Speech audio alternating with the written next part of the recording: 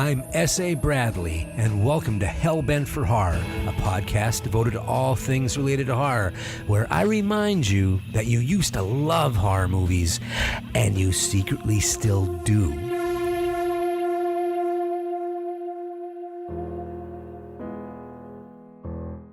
Hi, everybody. Spring is here. The weather has changed. There's more sun right now. The flowers are growing. They're everywhere. You have birds and bees flying all over the place. There's pollen over every square inch of your car. Basically, nature is having some serious raw sex as of right now. And lots of people, of course, enjoy this time of the year. It is the vernal equinox. We're just a little bit past that, which is when everything is equal. There is the same amount of daylight as there is darkness. And you get the feeling of rebirth. You know, the flowers and the leaves and all the animals that are out that you haven't seen before for quite a bit of time, that is. And they are all back. We have this feeling of renewal. And you can also call that resurrection. I bring that up because we just had Easter, one of the high holidays of Christianity, specifically in Catholicism. Easter is known as a movable feast. And what that means is that there's no one set calendar date for the holiday like you have for Christmas. Christmas is always December 25th. That has its own past. But what we have here for the movable feast of Easter, it happens the first Sunday after the first full moon, after the spring equinox. What does any of this have to do with Jesus, right? Well, not that much. Let's talk about that a little bit. Like many of the high holidays, there is a large pagan influence within it. There was a time when the Roman Emperor Caesar wanted to do a lot of conversions of the largely pagan groups that were out there. Of course, what he really wanted was their land, but it's also, use a little bit of honey instead of vinegar to bring people in. So there were confluences, similarities between some of the things of Christian Easter and some of the things that were under Ostara. And basically the name Easter comes from, it's derived from the Germanic goddess Ostara, known as the goddess of spring and dawn. Some also believe that Ostara is connected to the heathen goddess Freya. Freya is all about fertility.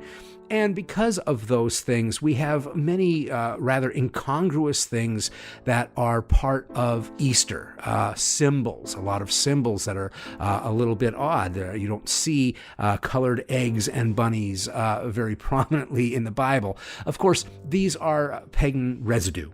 These are things that have become symbols that are now basically kind of mainstays of Easter. But of course, they come from the pagan idea of fertility, the egg and the bunny. Of course, we all know why bunnies and eggs may be thought of about fertility. This is the time of the year when the earth really needs to be fertile. That's why fertility is so important. Why is that so important? Because if you want a great harvest in the fall, you want to have fertility now. You want everything to start really growing. So it's a very positive force that people feel around spring. Now, when you think of horror, you don't usually think of spring. Fall is the obvious time that we think of horror, when the nights are really long. It feels like we're close to Halloween. Harvest, the colors are brown and orange. Death feels as if it's approaching. Well, that's rather obvious, but really, spring has a horror that is hidden beneath the surface. Things look bright and warm when you're looking at springtime, but that's the surface. There's something sinister underneath all of those pastel colors and those flowers and those buzzing bees. There's a reason that Ostara and several old gods were remembered so much around this time of the year, and why sacrifices were made to them. Because a bad harvest can be the difference between life and death for an entire community.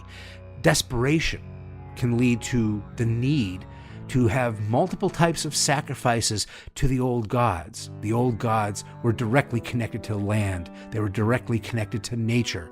And so those sacrifices might start small. They might start with food. Then they might start going to animals. And maybe it went a little bit darker than that. The old gods we're connected to the earth and nature in a way that we are not. And with that, there are some great horror films that talk about that anxiety of the early man that is still with us, that still hangs in the symbolism of our religions and the symbolism of our popular culture. We have ideas about the old gods of springtime, and good horror finds its way to talk about some of that stuff, especially when it's stuff that a lot of times we don't really want to talk about. So, many of these movies that I'm going to talk about today, they don't show any old gods. The scary stuff, the things that these movies really master are the people who believe in the old gods, what they'll do to worship those old gods. That's the scary stuff. These movies are full of people who do horrible things, and they have no belief that what they are doing is horrible. In fact, they find what they're doing as holy. They find what they're doing as helpful. They find what they're doing as part of the community. These are traditions. After 2 generations, traditions or habits become traditions. And after a while, if everybody is doing what you are doing and it all seems all right and it's helpful to everybody, it doesn't matter what the dark past is. So the movies I'm going to talk about, at their heart, even though they are horrific, many times they are celebrations of new life. They are about regeneration. They are about resurrection. But they take it from the darker side. And these are movies and these are miniseries. But let's start, before we go to movies and miniseries, let's talk about a very famous short story that really mastered this art. And I think many of the movies that we're going to talk about owe a lot of debt to this story. The short story is The Lottery by Shirley Jackson. Now, it's a very famous story that I think ran in the New Yorker in 1948.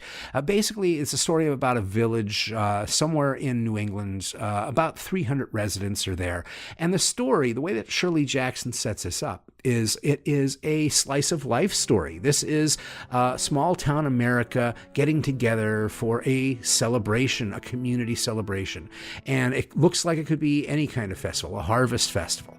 And the time is somewhere in midsummer. We're around June 27th. Now, there's no true significance to that date outside of when it first was published in the New Yorker. I think Shirley Jackson brought it on the 26th. So to add a little bit of impact, they made it as if it was a real slice of life story by putting it on June 27th. Shirley thought that was a great idea, so she changed the date. I don't even know what the original date was. Now, the lottery that is in the story is not explained to us immediately, but what we do know is that it is a local tradition. It ensures a good harvest for the fall. A lot of small towns have nice little rituals that are like that. Now, everybody in town, including the children, are really excited during this story, and they're participating by gathering all sorts of things, including rocks. Now, we find out that it's not just this village that has this tradition.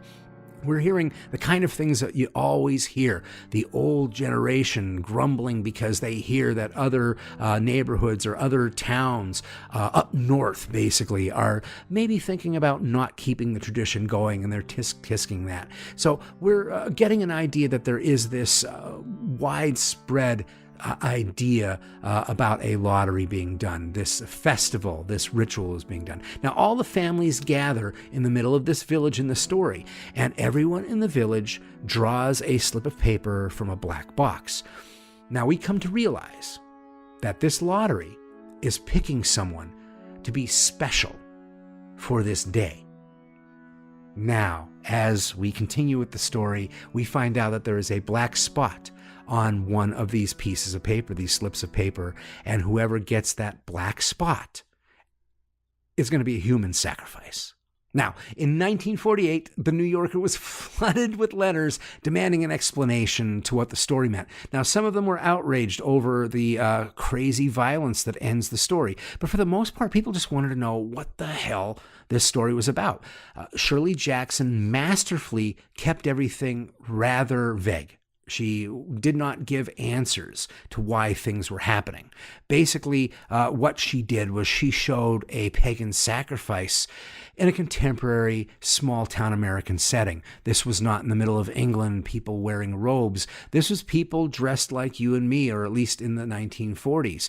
The villagers aren't painted as pagan worshiping people. They're not worshiping pagan gods. We get an idea. This is very American. This is very, I wouldn't say Christian, but we don't get an idea that there's anything untoward what's going on. It's very wholesome for the time. There is no real supernatural in this story. In fact, nature is the supernatural here. The god that needs to be appeased is nature. So the lottery is an American story. But I will say that most of the movies and miniseries that I'm going to talk about today are British. And what I can say about that is it just seems that the British are a little bit more comfortable with their past, with the deep ancient history of their island. And so even though it can be a rather conservative place, you do have Church of England, you have the Anglicans, there is still an acceptance of the pagan past, the Picts that were there on the island of Britain. And case in point to show this is that two of the movies that I'm going to talk about, they're actually miniseries, they're long-form movies, were BBC miniseries that were children's shows. These were made for children's television. Now, I want to tell you about these, and I want you to think about these being on American television at any given time. I highly doubt that you would see it. So it's very interesting to me that in 1977, you had this really adventurous story called Children of the Stones, and that's where we're going to start. So Children of the Stones is a story of an astrophysicist and his son who travel to a small English village known as Milbury. The father has come to study megalithic stone circles. So if you know Stonehenge, basically megaliths, these standing stones.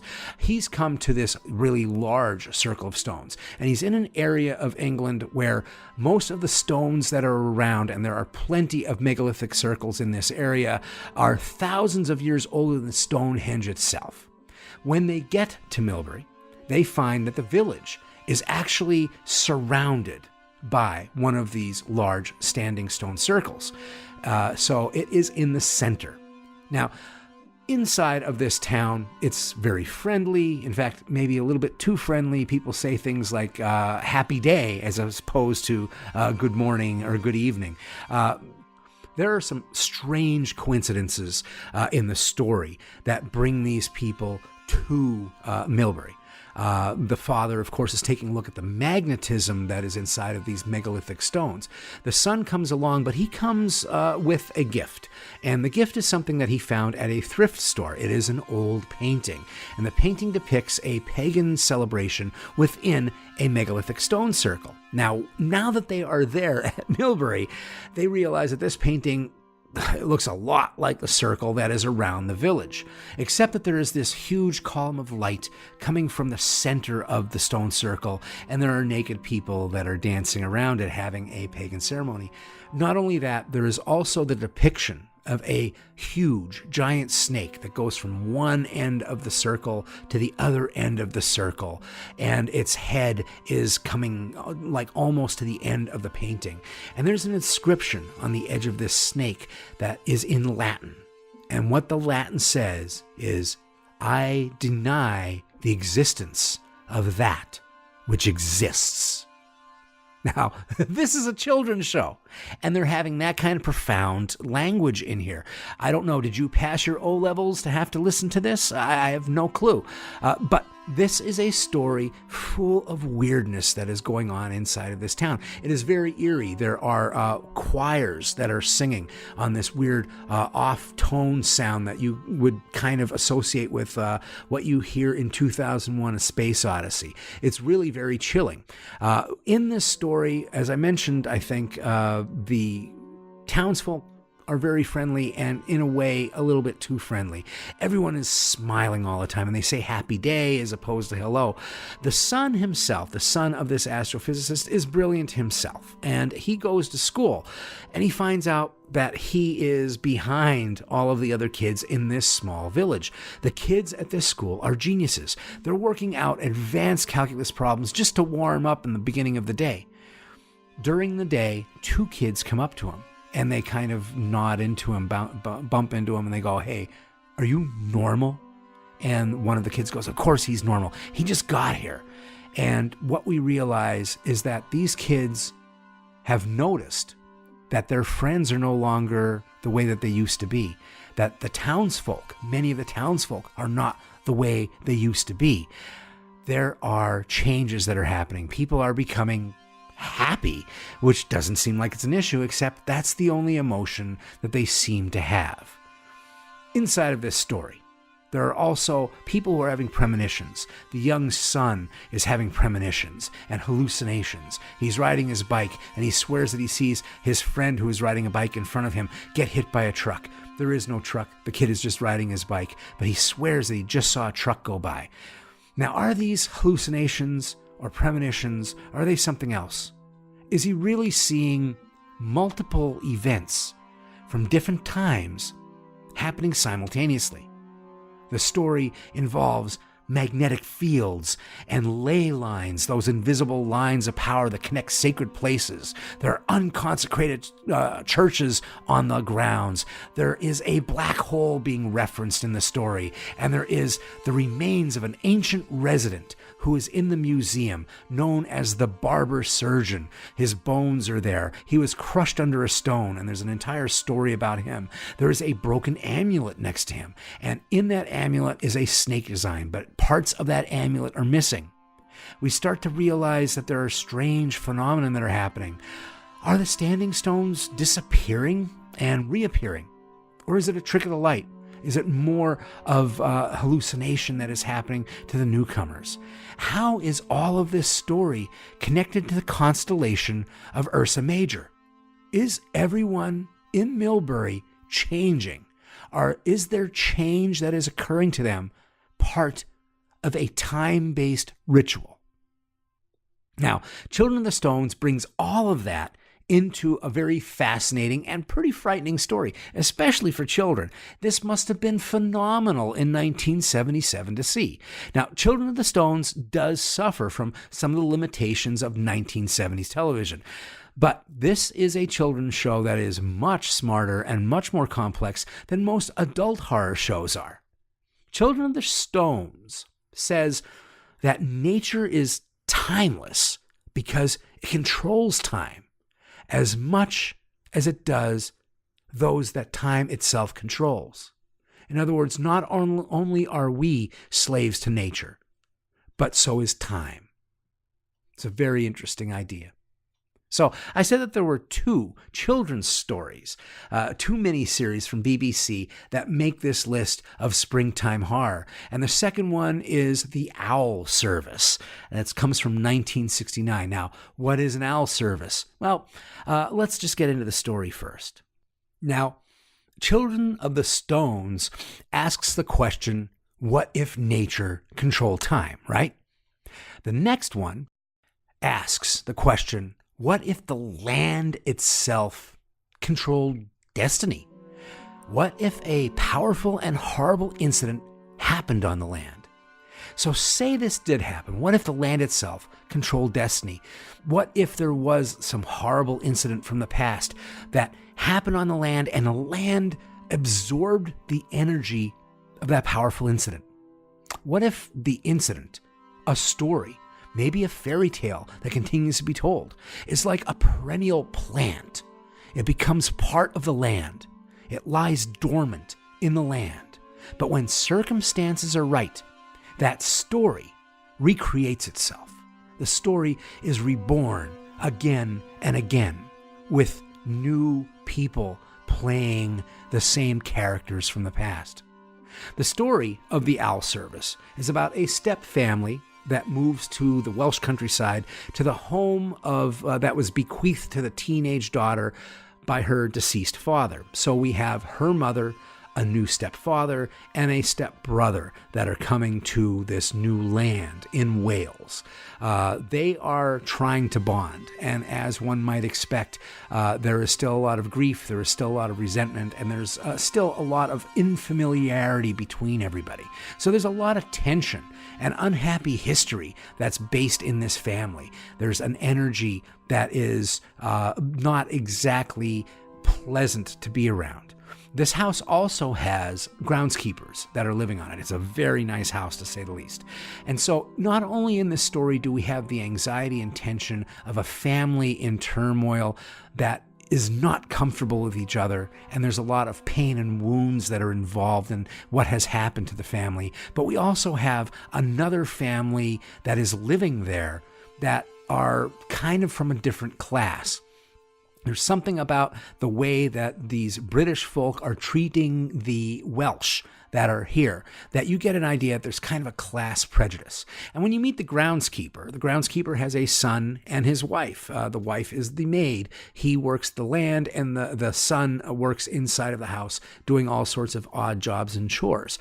When you meet the groundskeeper, he's pretty simple, and he talks in Welsh, and I think it's very intentional that he is at times incomprehensible. You just don't understand what he's talking about, and the only people who can actually interpret things for him are his family, basically his son more than anything else. And he spends a lot of time talking about the land. He's very proud of this homestead that he's been groundskeeper to, and he is proud of the Welsh heritage.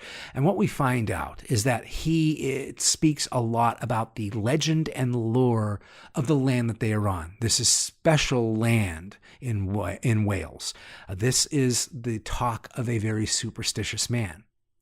So, the way that the story starts is the daughter who has inherited this home is in her bedroom, and she hears scratching on the walls and scratching the ceiling. And the way that this is done, and it's very eerie, it reminded me a lot of The Exorcist, Ellen Burstyn, hearing what she thinks are rats in the attic. And this girl thinks the same thing. She thinks mice are in the attic.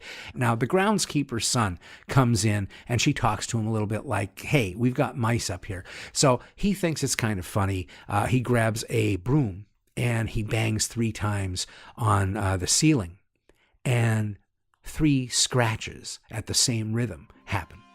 Creeps him out a little bit. He decides he's going to go into the attic and see what's going on there. When he goes in there, there's just a lot of dust and old boxes, but there's also this large stack of dishes. A full set of dishes, and that's a service. For those of us that don't know what an owl service is, the service is basically a entire set of dinnerware that all have the same pattern. That is usually kind of has the family seal on it or something like that. And this one has a floral design on them. Now, when they bring one of the plates downstairs, the daughter keeps looking at this floral design, which is rather abstract, and she realizes that there's an image hidden in the pattern that goes around the lip of these dishes. And as she looks at it, she realizes that it is the body of an owl.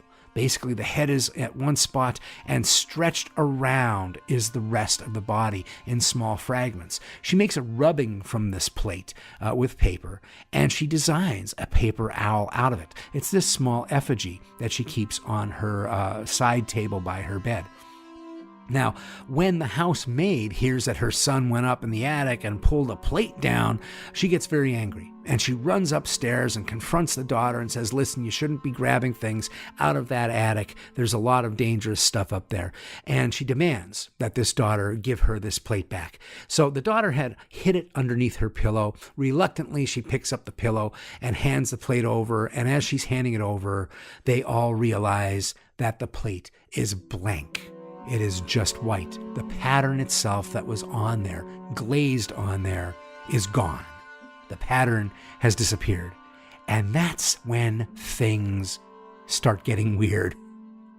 Now, the lore of the land, I talked about how the groundskeeper that is, talks about the land all the time, and that there is strong lore of Wales that is entrenched in the ground that they walk on. And the lore of the land here is that this is the spot where the goddess Blodeuwedd was created. Now, Blodeuwedd is better known as the May Queen. It was a woman made of flowers. It's also the land where there was an illicit affair among magical creatures that led to a conspiracy and a murder to the man who married this May Queen. And it is also the place, the land where magicians appeared and put curses on gods. And one of the gods that was cursed was the May Queen. It's a legend that the Welsh don't forget, and it seems neither does the land.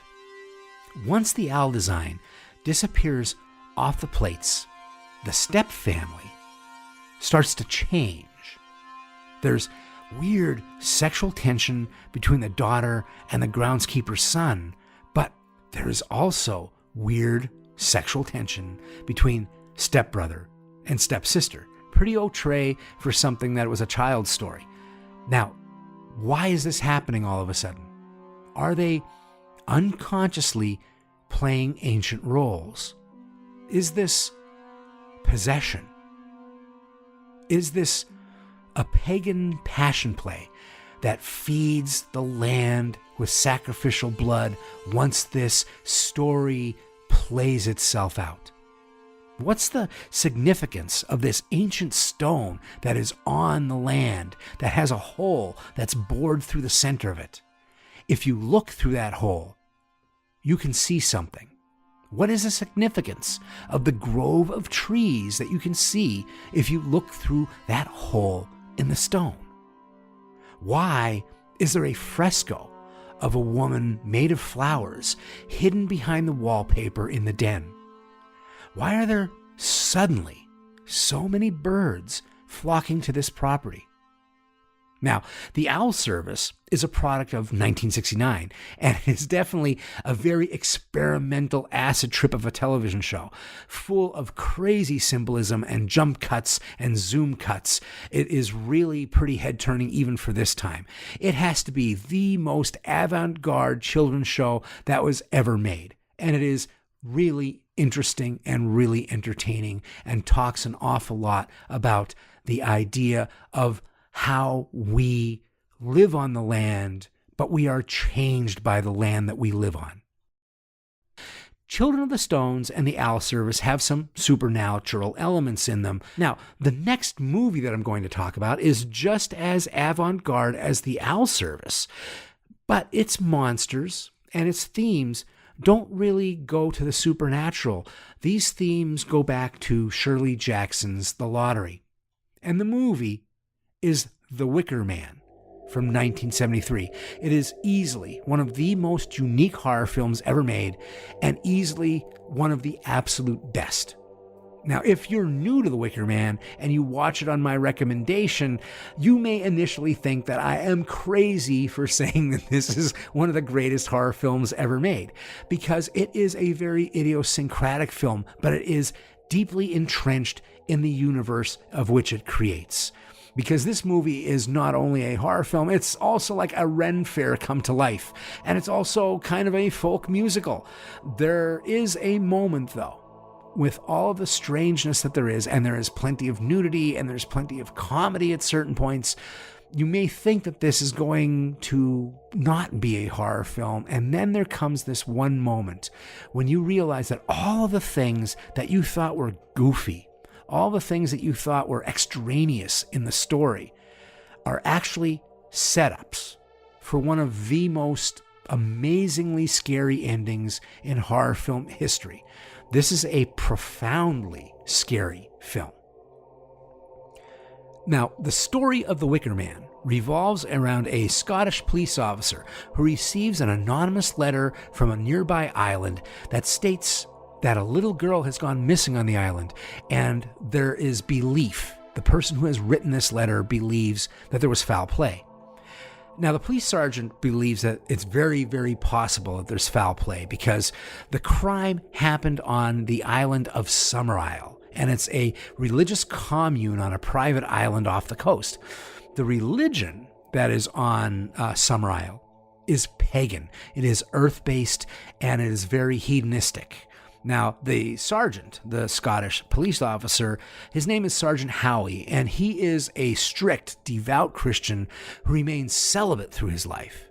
He is not married, and he remains celibate. And this island that he's going to go to is anathema to him. It is a direct slap in the face to his strong beliefs. Summer Isle is a society without police or traditional government structure. This is a commune that keeps running through the exporting of very popular and very abundant fruit crops. There's no Christianity at all. There is only one religion on this island, and it is a pagan, earth-based religion. Churches that used to be there have been deconsecrated. People are openly having sex in the fields. Children are taught about the sexual symbolism of the maypole in classes. There are people who have sore throats, and the answer is swallowing a toad. This is stuff that just drives Sergeant Howie insane. Now, the ancient pagan gods are being celebrated openly in this place. Now, I mentioned that this was a musical in some ways. Now, what it makes it a musical is that there is a constant soundtrack of folk music.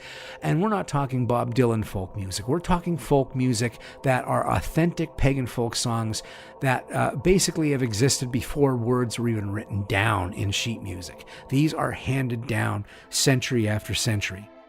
And they are part of the storytelling that happens inside of this movie. Now, at first, when Sergeant Howie meets the townsfolk, they're rather standoffish. In fact, they're hilariously standoffish. He is an outsider, and the older folks that are there really have no time for him. And they give him a little bit of a fuck you when he first shows up by way of seaplane, and when he sees them as standoffish, the first thing that he thinks is that they are hiding evidence of the crime. And he continues to find very strange clues that make him feel that he might be getting close to an answer to what has happened to this small girl who has gone missing. But as time goes by, they may have started as standoffish, but they start to really welcome him. But they welcome him in a very playful way.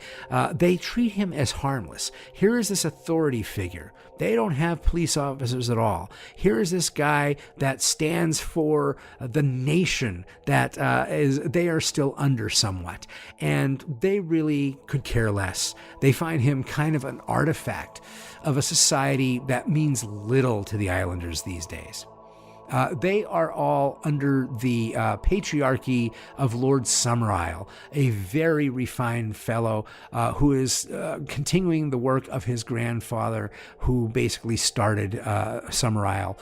And he is very kind to Sergeant Howie, although I would say he's polite but a little bit condescending. They have some great conversations about religion, but you have an idea that Lord Summerisle doesn't feel that he's hiding anything. Nobody feels that they're hiding anything. They don't feel that there's any wrongdoing happening. He's very comfortable in front of Sergeant Howie, and he's basically just allowing this man's investigation to run its course. Now, the thing is, Sergeant Howie feels that people may be hiding a crime, and he's right, although it's not the crime he's thinking of. Everyone on the island is hiding something for sure. But it's a conspiracy, and it's not the conspiracy that he came there to talk about. It's not at all what he thinks it is. And by the time he realizes what's going on, it might be too late for him to stop what's about to happen. And even worse, he may find that he is at the center of the horror as it unfolds. Now, this movie may be creepier than any other one on the list. There are no supernatural elements. There is no horned god that appears. But the detail of the pagan rituals and the constant symbolism that is happening in the village and the overlying sense of dread that comes while people are smiling and laughing really gets to you. It makes you feel like there may not be a horn god on the screen, but it just might be that the horn god is watching the movie over your shoulder while you're watching. The horror in The Wicker Man comes from men. The horror in The Wicker Man comes from groups of true believers who do not consider that anything that they are doing is evil. In fact, they believe that everything that they are doing is holy. And that can be very, very frightening to watch.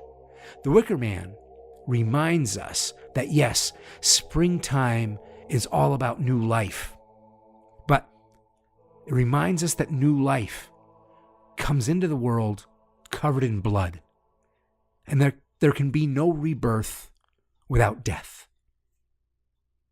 So in horror movies around springtime and the old gods, there's a common link to these stories. There's a need for a sacrifice. There's a need for the lamb to be sacrificed, but it needs to also be lured to the altar. Sometimes, like the Father and the Son and Children of the Stones, the land itself lures the innocent people into a trap. Sometimes, like the Wicker Man, it's the participants in the ritual that lure the innocent person to the slaughter. But sometimes in these stories, it's not a lamb, an innocent lamb, that gets sacrificed. Sometimes it's a goat. Sometimes it's the lack of innocence that marks someone for ritual sacrifice. Sometimes it's the evil that men do that sets the ritual into motion in the first place. And the damnation and the rage and the violence of this goat makes this person run headlong into the ritual. And they never see it coming. And that brings me to Kill List from 2011. Now, what makes Kill List so terrifying is that you don't go to a remote island. You don't go to the country where there's megaliths. The horror here in Kill List happens in the middle of an industrial modern city. Dark forces in Kill List hide in plain sight. In a world full of banal rituals, there is a dark and devious one, camouflaged, working along with everything else. The dark forces here, once again, are not gods. These are men. And the story of Kill List is we follow the lives of Jay and Gal. These are two former soldiers who are now hitmen. These are men who have killed for a multitude of reasons, sometimes patriotic and sometimes far darker. Let's just say that these men have performed their own blood magic through their careers. Now, something went wrong during the last mission that they did. It's been about a year. And Jay has been emotionally broken from whatever happened on that last mission that went awry. These days, he stays at home with his wife and his young son, and the bills are starting to pile up. Well, one day, he and Gal are lured into an assignment to kill people for a large sum of money. They have a mysterious client. Now, this mysterious client is certainly anonymous. The only thing that we know about him is that he's well-dressed, well-educated, and that he knows about their previous work. And because of their previous work, he decided that they are the perfect people to do this new job. Now, what is this new job? They are given a kill list. They have 3 targets that they need to exterminate. Each of these targets have committed some evil that's not explained to them, and it is not explained to us either. The hitmen are told that they will get more information as they proceed through the completion of each job. So almost like a puzzle, every person that they kill, they will learn a little bit more about what's going on. They also need to continue through to the end of this kill list, kill all 3 people before they get to see 1 dime of the money. And they need to sign a contract.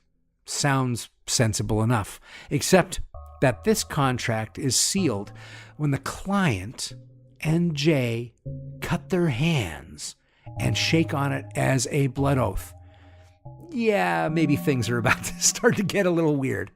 Now, the 3 targets that they need to kill are only known as the priest, who looks like he's really a priest, the librarian, a man who stores a huge video database of unseen atrocities, and the last one is a member of parliament. But the code name of this last target is the Hunchback. As the hitmen, Jay and Gal, meet their targets, things get weirder and more unsettling. The priest, when they come to get him, he's the first one. He seems to expect them. When Jay is about to execute him, gun to head, the priest closes his eyes, sighs, and says, "Thank you." Now, we don't know if Jay, who is emotionally unstable, is losing touch with reality, or if the bizarre reaction actually happens in front of us. We don't know what this strange response to being murdered would be. Jay thinks that there's more to what is on the surface in the extermination of these 3 people, these 3 so-called monsters. He decides that he's going to try and find more clues about what's going on. So the next person that they go to, the next target that they grab, he decides he's going to interrogate them. So he has one of the targets sitting at the kitchen table, and he's breaking his knees with a hammer. Yet the target will say nothing. And then Gal, who's starting to really worry about his friend, leaves the room searching for clues. And that leaves Jay and the target alone in the room. And the target confides in Jay. He turns to him and he looks at him with a certain reverential awe. And he says, "It's an honor to meet you this way." And then the target nods over at Gal in the other room. And he goes, he doesn't know who you are, does he? What kind of crazy game have these killers gotten themselves into? What is the significance of the odd symbols that these guys keep finding scratched into walls and behind picture frames? Who is this client? And who else is involved? He says that he is the mouthpiece for a consortium of people. Who are they? And why do the killers feel that the longer that they do this, the further they go along in taking care of this assignment, the more they are in danger? Why do they feel that they are being hunted as well? Well, you're just going to have to watch Kill List to find out the answers to that. In other words, I just tempted you and lured you into the ceremony. Now, if those films and miniseries don't feed your need for springtime horror and those nasty old gods that come along with it, I'll recommend 2 other films to you. Now, both of these films give you actual gods. They're monster movies, in other words. The first one is Spring from 2014. Basically, it's about a young man whose life is falling apart and he flees to Italy to hide out. He falls in love with a mysterious and beautiful woman.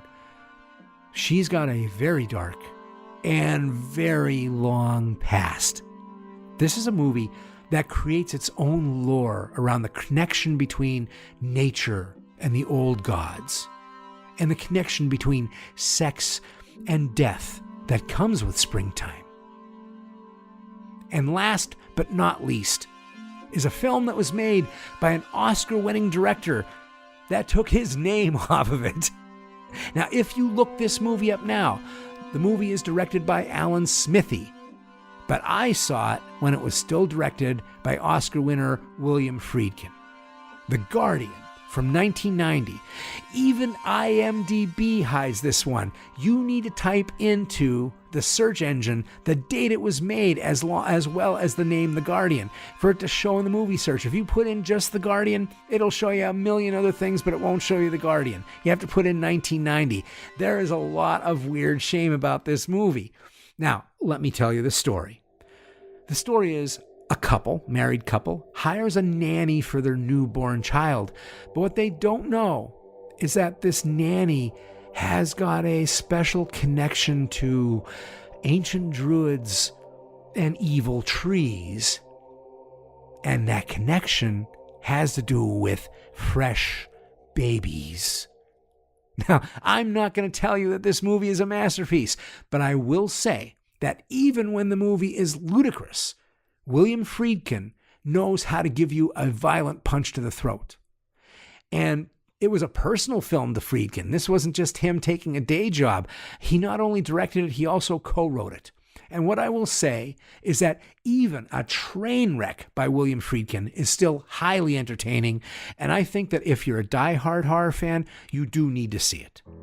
So if you're grumbling that it's still half a year until the fall when the nights get longer and Halloween is oh so close and it's on its way, now you know you don't have to wait all the time till Halloween, that in broad daylight, in the happy sunny days of springtime, there is a treasure of horror movies as well.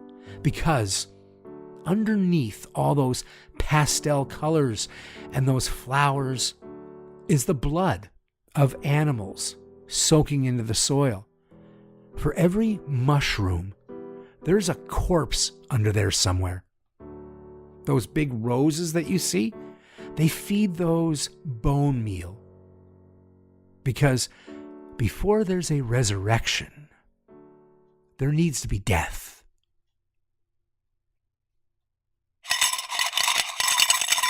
Ah, yes, that's the sound of my tin cup.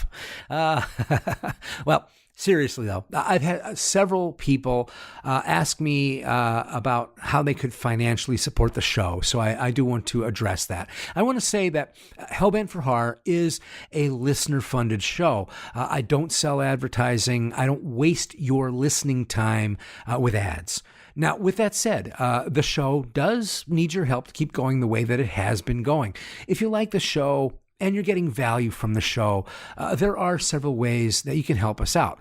One of the most important ways is just tell other people about the show. Write reviews on iTunes, and you can support the show as well financially from several different methods. If you want to use a credit or debit card, you can contribute an amount per episode using Patreon. If you don't want to use Patreon, you can also contribute using PayPal.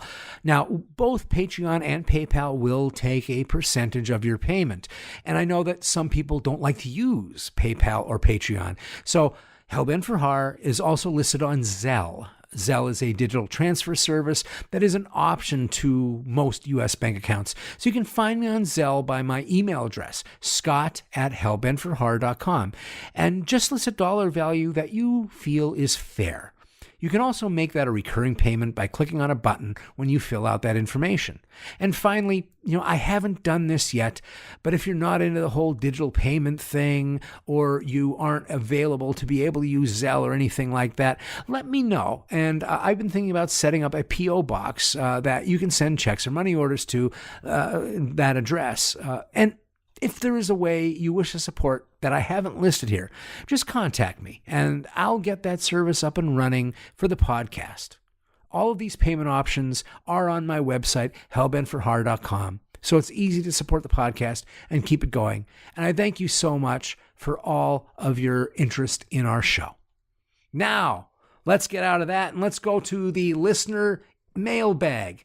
Yes, our new mailbag, and I have them written down, so hopefully my eyesight will be good.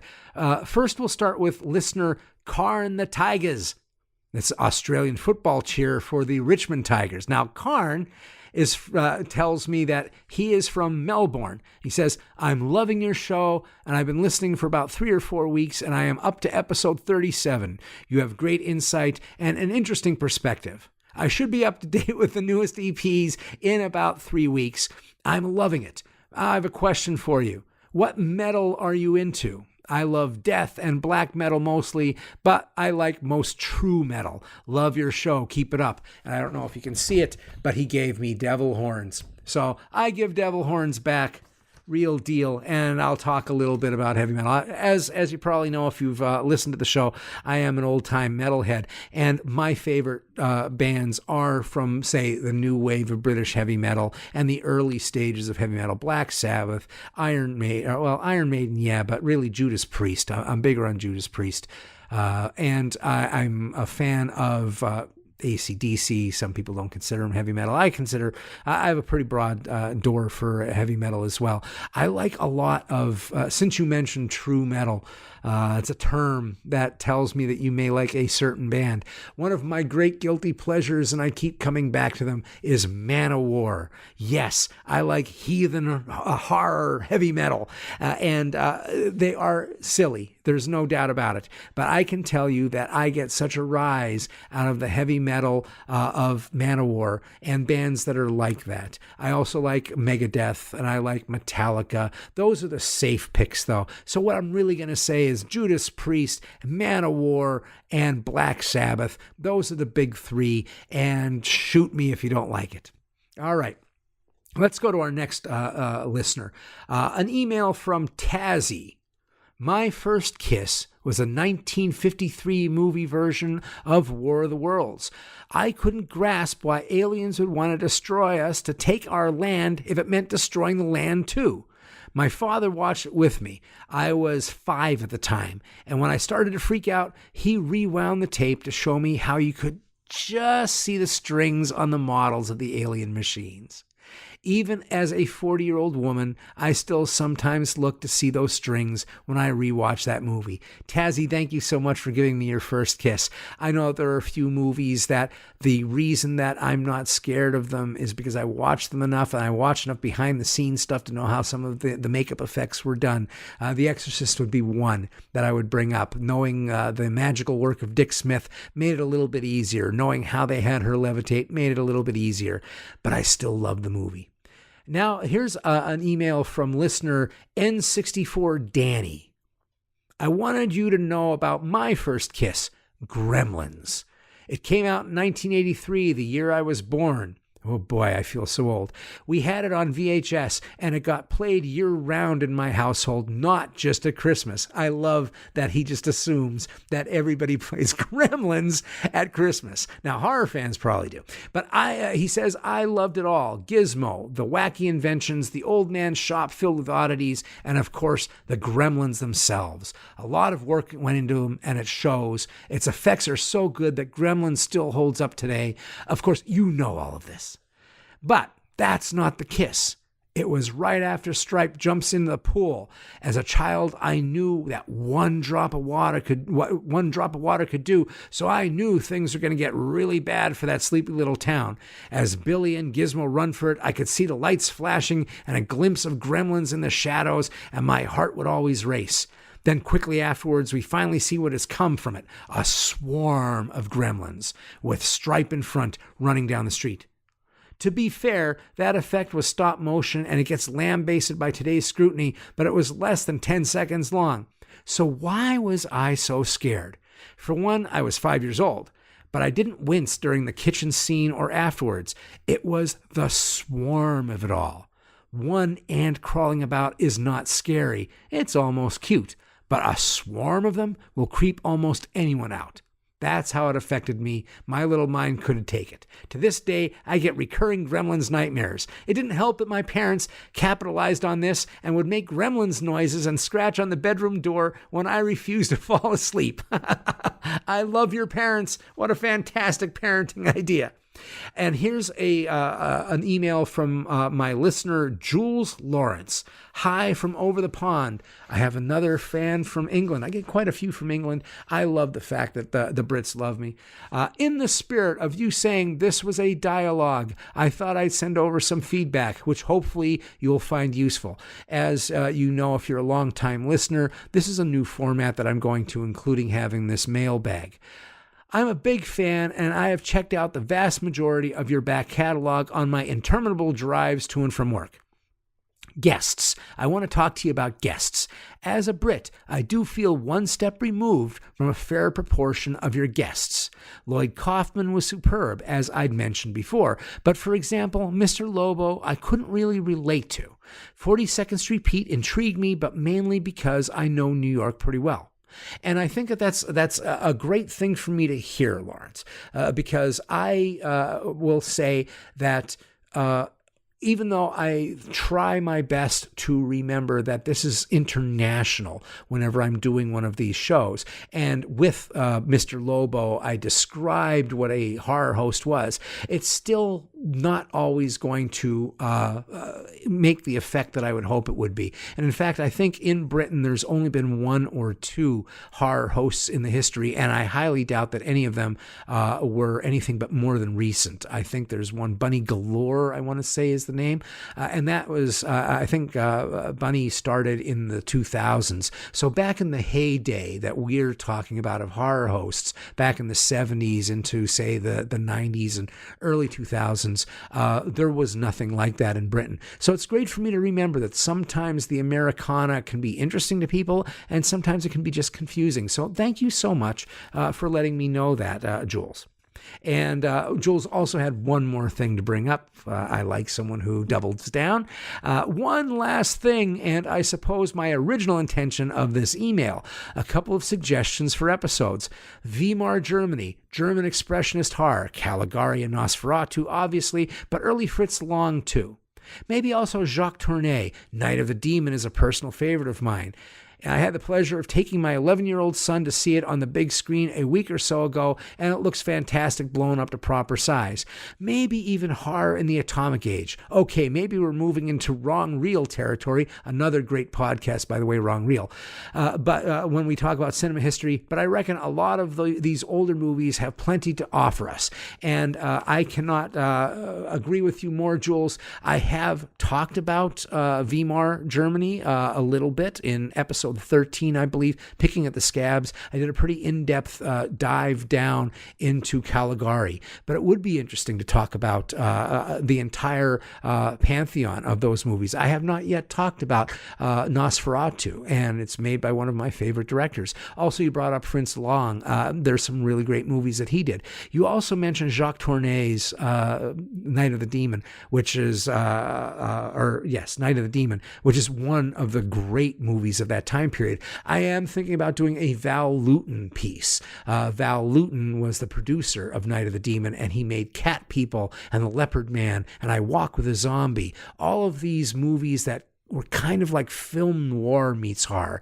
When people talk about horror movies now, and they want to call them post-horror, movies that are more psychological and don't have supernatural stuff, I like to say Val Lewton did that in the 40s. So there very well might be a show coming up very soon that has Val Lewton and Jacques involved in it. And those are the people, the mail that we had for this time period.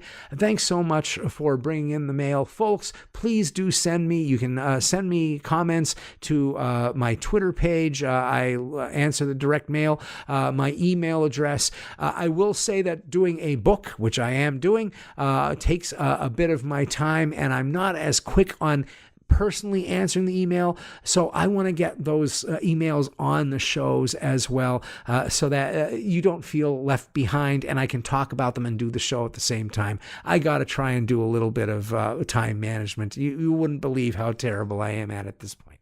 Now we've come to the part of the show, which is the pick of the episode. As people probably realized last episode, we started up this idea of me rating a movie that I've seen recently. And I have a very, very stringent and very important rating system.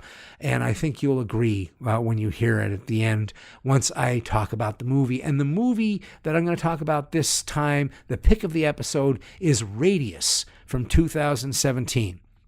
Radius is a interesting premise, done rather well, with a few great surprises in it. But it's also a little bit ludicrous. So you may enjoy it and you may not. Here's the story. A little bit of the story. I'm not going to give a lot. There's a man named Liam. He wakes up. The movie starts with him waking up in a car crash. He is thrown from the vehicle. We see the vehicle overturned behind him. He has a big gash on his head. He has no memory of who he is. Now, he's making his way to town to look for help, and a car is coming down the road towards him, and he gets in front of it, and he starts waving the car down, and the car starts to turn towards him. He jumps out of the way, and the car rolls down the embankment and just stops. And when he goes over to the car and he opens up the door, the person behind the wheel is dead. As he walks towards town, he keeps finding dead bodies, all of them with their eyes strangely pale. His first assessment is, my God, I've got to get out of here. There is a virus present in the air. There is germ warfare. Something is happening in the air. So he covers his mouth and he tries to find his way into town to get help. He goes into a diner and everyone is dead. Soon, though, he discovers that it isn't a virus. There is something far more horrible that is going on. But you'll have to watch the movie to find that out. What I liked about Radius is that it slowly builds its mystery. It's got a pretty cool premise. I like the mystery of the premise. We don't know why people are dying. And then when we do find out, there's more mystery after that. It is slowly unraveling some of its secrets, this movie, and I really like that. With that, I will say that the premise is rather interesting, but it can also be unintentionally funny, as the movie draws itself to logical conclusions over some of the ideas that are in the premise. Sometimes it turns out to be a little bit funny. There are times when it feels almost like a Looney Tunes chase that's happening in the middle of the film. But those cool surprises are worth the time. And what I really like is where the story goes. By the end of the movie, it is not the movie that you thought it was in the beginning. And I always appreciate when someone takes the time to really twist things up and try to entertain you. To me, the thing that is unforgivable in a film, and especially in a horror film, is boring people. Making movies is an honor. Not so many people get to do it. Don't bore people. And the folks that did Radius realized that to be true. It's a very original idea. I like it. It wants to be something that you haven't seen before. So because of that, my rating system, I give Radius 14.5 reanimated severed noses. That's right, folks. This movie, Radius, gets 14.5 reanimated severed noses. I hope you've enjoyed the show. Hi, folks. Welcome to the first installment of a new segment of the show that I call 5 Horrible Minutes. Every episode, I'm going to have a listener who's contacted me and started a conversation about horror by way of email, by instant message. I want them to be a special guest on the show. I'll ask them 5 questions. We'll have 5 minutes to talk about horror and whatever they're doing that they feel is interesting or creative that they'd like to share with anybody else. I found that a lot of the people that listen to this show are really creative. They can also talk about anything that they're just really jazzed about. So I want to give everybody an opportunity, the listeners an opportunity to hear about great stuff that they might enjoy and have listeners talk about great stuff that they've been working on. So today, my guest on 5 Horrible Minutes is Jason Kaufman. And Jason is a contributor to Daily Grindhouse and Film Monthly, and he's a member of the Chicago Independent Film Critics Circle, co-director of the Chicago Cinema Society. He's an occasional recording artist as Anaphylaxis, proud owner of 35mm prints of Andy Milligan's Guru the Mad Monk. I mean, you have to be proud to be able to say that. And Zalman King's Two Moon Junction. That's pretty impressive right there. Now, he also is the author of the book The Unrepentant Cinephile. It's a collection of his movie reviews from multiple outlets that he's written for. And he also calls himself an attempted filmmaker. We're going to get back to that in a little bit. But first, Jason, thanks so much for being on the show. Thanks for having me. Okay, so what I'm going to do is, I know we're on the clock. 5 questions, 5 minutes. What was your first kiss?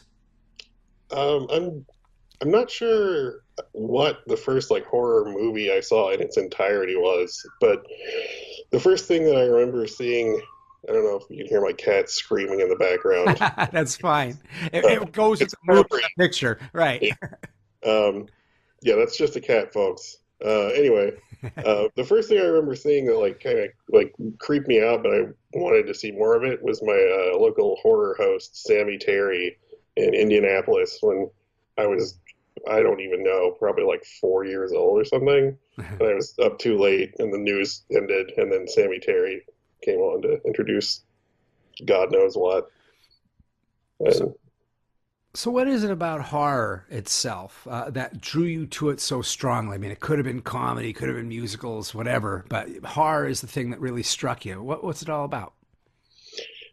I think a lot of it has to do with um, just imagination and sort of, in any kind of movie or TV show or anything is some kind of escape and art.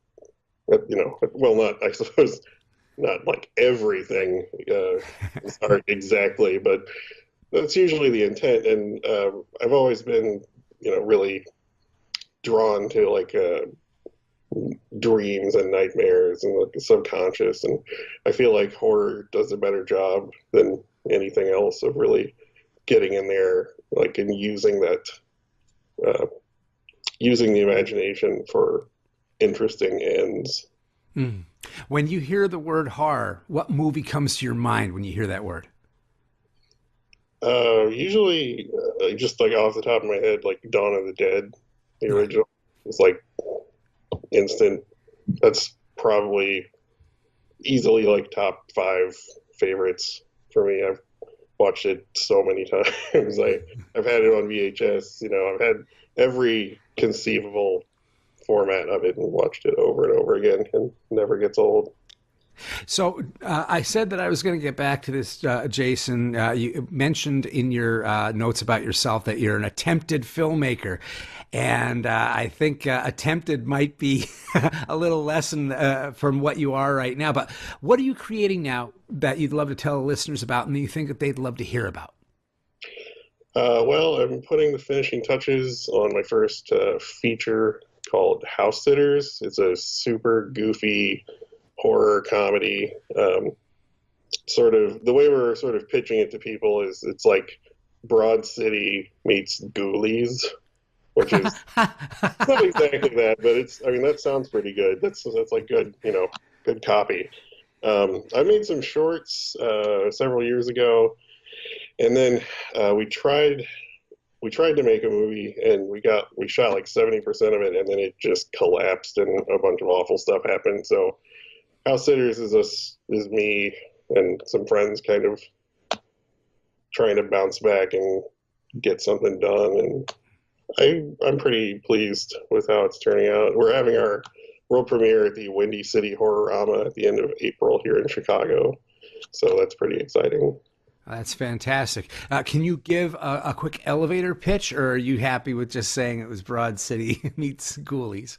That's about all you need to know, really. Like, there's Okay. not a lot of story. It's like a pair of house sitters get a really sweet job, but it's not what it appears to be.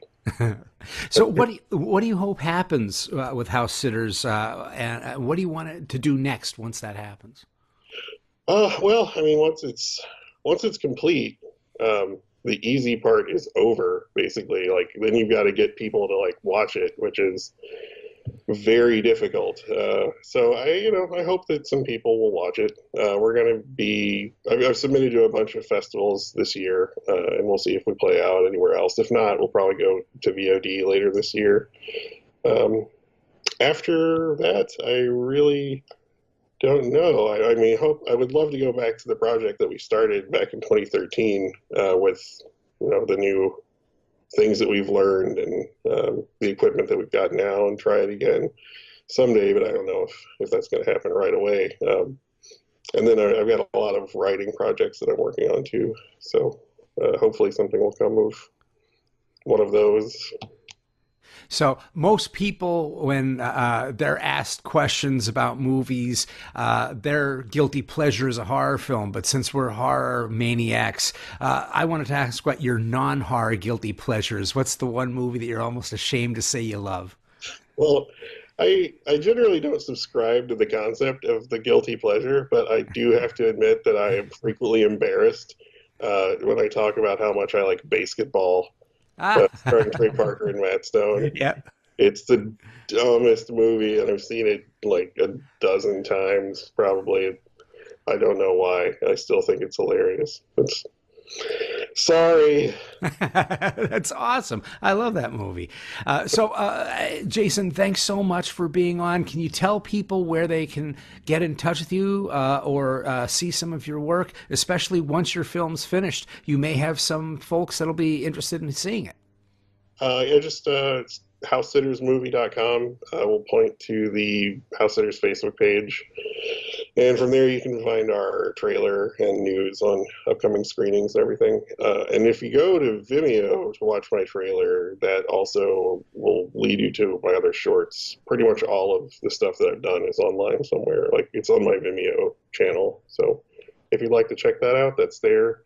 Also, I just released a new album kind of thing, and that's anaphylaxis.bandcamp.com. That's pretty much everything I've ever recorded is just there. Most of it's free. Yeah, that's about it, I guess. All right. Well, Jason Kaufman, thank you so much for coming on 5 Horrible Minutes, and I hope you continue to enjoy the show and stay hell-bent. And thanks for listening to the show. Hellbent for Horror was written and broadcast by me, S.A. Bradley, and produced by me and Lisa Gorski. You can find more on our website, hellbentforhorror.com, and I'm also on Facebook at facebook.com/hellbentforhorror, and my Twitter handle is hellbenthorror. Please hit that subscribe button to get H4H hot off the press. And if you can do a review on iTunes or whatever app you listen to us on, that really helps people get to find us. And now for some Hellbent for Horror news. The podcast is available on some more outlets now, so you can listen to H4H on Spotify, iHeartRadio, and TuneIn Radio, as well as the regular iTunes, Android, and Amazon apps. And let there be swag. H4H t-shirts are now on sale. We have a store on tpublic.com with a bunch of Hellbent for Horror designs, and you can have your choice of t-shirts, sweatshirts, hoodies, coffee mugs, something horrible beautiful for you or that someone special. The link to the merchandise store is on our website, hellbentforhorror.com. And in the wings is a Hellbent for Horror book entitled Screaming for Pleasure. I'm currently writing it, and we're shooting for a release in the fall of 2018, so spread the word and keep your eye out. More info on that later.